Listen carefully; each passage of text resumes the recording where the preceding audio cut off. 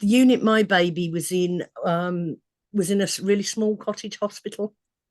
Um, I don't think we actually have very many cottage hospitals left anymore, but it was actually quite small.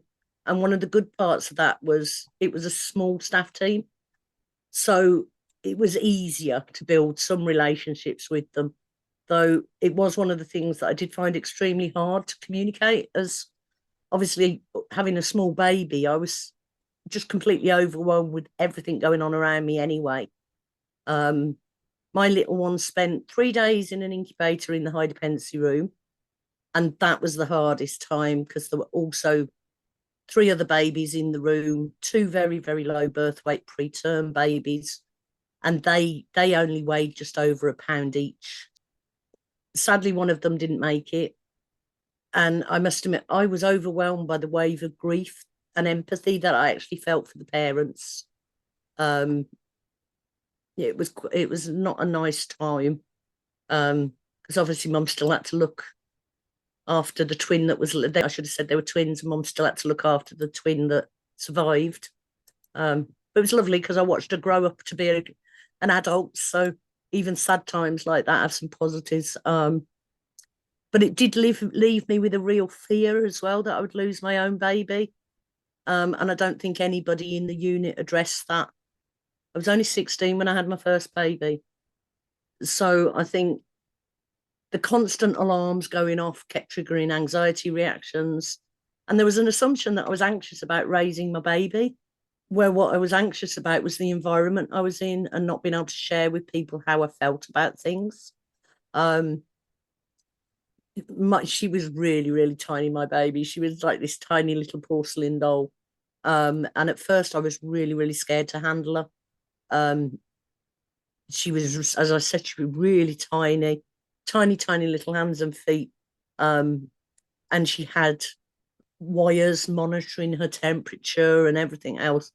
But she also had a feeding tube up her nose. And I was always so worried that if I knocked it wrong, it'd hurt her or something like that. The bonus of having a small team is that communication, but then you've got the negatives when there's a lot going on. A small team doesn't have time to just sit down with you and discuss everything that's worrying you. They're more focused on the babies that are really, really poorly. I was only allowed to take her out and hold her for short periods at first. That was because she was badly jaundiced. So she had to stay under lights. I could stroke her hand and everything. And they allowed me to feed her with a syringe down a tube. So there was still those bonding moments. But it did get easier once she was moved out from the high dependency room into what was known as the warm room. Then I could get her out and I could handle her more and I could spend more time with her. Her temperature was taken every 2 hours at first. I clearly remember sort of the worry each time her temperature dropped right down again.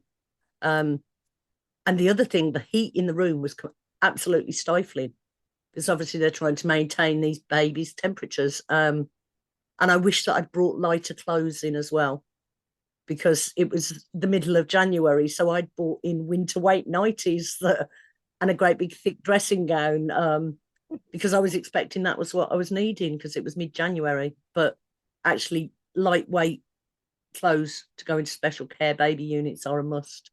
The thing I found hardest was having to leave her and go back to the ward. I was completely determined to breastfeed, and they offered every single night to feed her and let me sleep through.